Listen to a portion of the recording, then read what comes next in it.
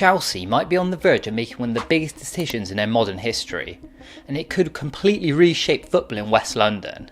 Right now, there's a growing talk that the club could leave Stamford Bridge and move to Earls Court. At first, it sounded like another rumour, but when you actually break it down, the land, the money, the long-term strategy, it begins to feel like something much more real.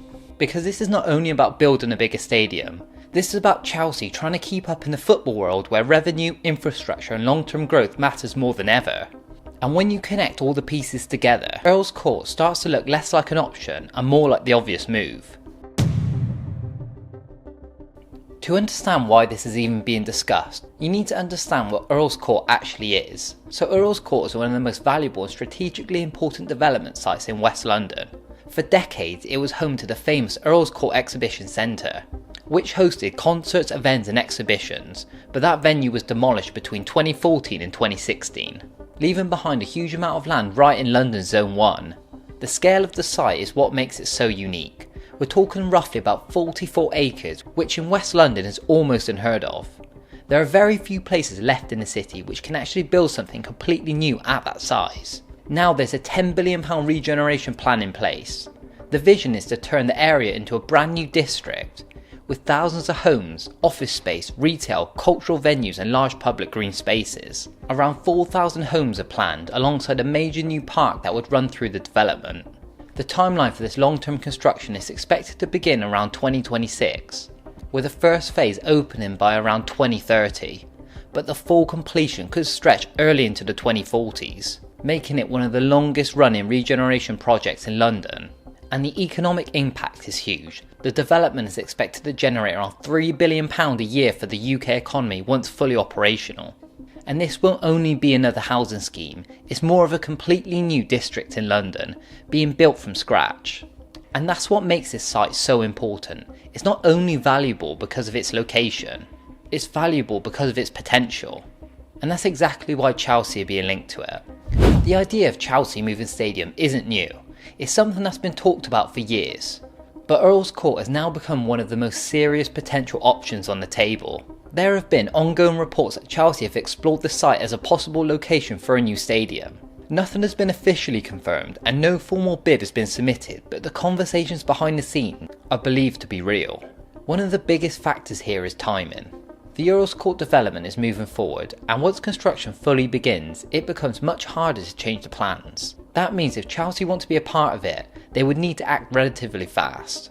The cost is another major hurdle. The land itself could be worth up to £750 million, and that's before you even begin building a new stadium.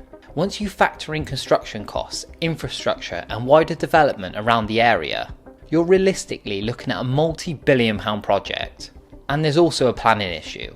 The current master plan for Earls Court doesn't currently include a football stadium, so Chelsea wouldn't just be buying land, they would effectively be reshaping a huge part of this development. And that adds complexity, but it also creates opportunity. Because if done properly, Chelsea will be building a new stadium that will be the centrepiece of London. This is where things start to really matter. Because since the takeover led by Todd Boehly and Clearlake Capital, Chelsea has spent over £1 billion on transfers. They've signed a huge number of players, often on long-term contracts of up to 7 to 9 years, in an attempt to rebuild the squad quickly. But that level of spending comes with consequences. Under financial fair play rules, clubs need to balance their spending with their revenue. And while Chelsea have found ways to manage this, including selling assets and restructuring parts of the business, one of the biggest financial risks is missing out on the Champions League. And at the time of recording, this is a real chance of this happening. Sitting in 6th place with City, United and Liverpool left to play this season and currently giving Enzo Fernandez a 2-game ban. The UEFA Champions League is a huge revenue stream. Clubs can earn anywhere between £50 and £100 million per season when you include prize money, TV rights and matchday income. If Chelsea miss out on this consistently, it creates a huge gap. And when you've already committed to high wages and transfer fees, that gap becomes a serious problem. And this is why modern football clubs are focused on stadium revenue. A bigger stadium doesn't just mean more fans, it means more premium seating, more hospitality, more events and more consistent income throughout the year. And compared to their rivals, Chelsea are currently behind in that area, as it's currently placed 10th in capacity size in the Premier League right now. Stamford Bridge is one of the most historic stadiums in English football. but it's also one of the most limiting. The current capacity is just over 40,000, which puts Chelsea significantly behind clubs like Arsenal, Tottenham and Manchester United. In today's game, that difference in capacity directly impacts revenue. But the real issue isn't just size, it's more location.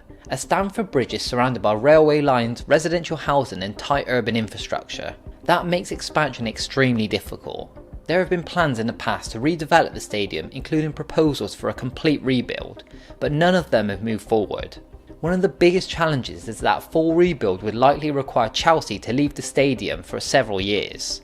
This creates huge logistic issues, financial costs and a disconnect with fans. Even if they did rebuild, they would still be constrained by the same location issues. There's only so much you can do on that site, and this is where the comparison with other clubs becomes more important. As everyone knows, Tottenham has built a brand new stadium with over 62,000 seats, designed not just for football but for concerts, NFL games and other events. That stadium generates significantly more revenue than a traditional ground, and Chelsea don't currently have that advantage. And in a sport where financial power increasingly drives success, that's a serious limitation. When you bring all of this together, Earls Court starts to look like a very logical solution. It's one of the only large clear sites in central London. It has excellent transport links with multiple underground lines nearby. It's already set to become a major new district backed by billions of pounds of investment, and crucially it gives Chelsea something they don't currently have: space. At Earls Court, Chelsea could build a stadium in the 60,000 to 70,000 capacity range, bringing them in line with their biggest rivals. But more importantly, they could build something more modern, flexible and designed for long-term revenue generation. It would likely include hospitality spaces, entertainment venues and retail areas, and year-round events. It would become a destination not just on match days, but throughout the week. And because it would sit within a wider regeneration project, the stadium could act as a centrepiece for the entire development.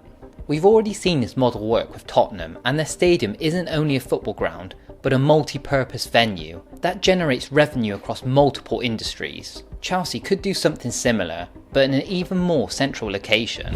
While nothing has been officially confirmed, this situation feels very different from the usual transfer rumours and stadium speculation. This is about long-term strategy. Chelsea has spent heavily, they're operating under financial pressure, and their current stadium is holding them back. And at the same time, one of the most valuable development sites in London is becoming available. Opportunities at Earls Court don't come often, and if Chelsea decide not to act, someone else will, because that land will be developed with or without them.